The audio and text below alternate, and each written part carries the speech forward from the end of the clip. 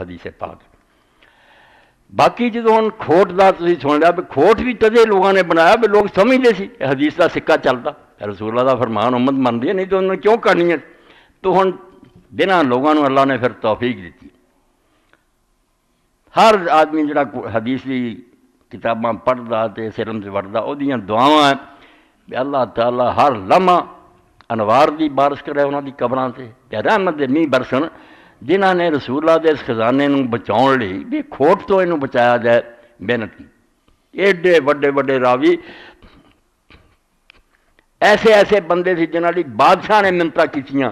بے تسی جے انہوں معتبر نہیں نہ کہنا کہ چپ کر رہے دے بارے کچھ نہ آکھو۔ حدیث عالمہ نے آخیا بادشاہ سلامت کوئی ہور معاملہ ہوندا تو اسی تہاڈی گل من لیں،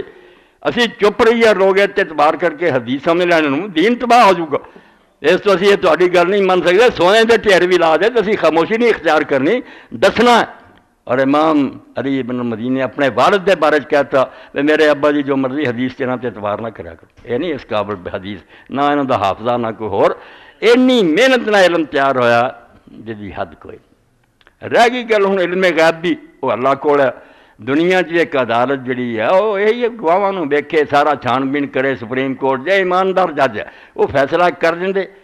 ہو سکتا فیصلہ غلط ہی ہوئے مگر انہوں نے ایمانداری نہ فیصلہ کیتا۔ اسی طرح حدیث دے عالماں نے پوری محنت نہ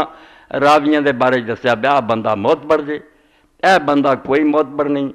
جڑے بالکل جھوٹے سی انہوں نے وقت کرتا کہ یہ وزار کذاب ہے، بے ایمان ہے، جڑے کمزور سی بے جھوٹے نہیں مگر حافظہ نہیں انہوں دا ساتھ دینا۔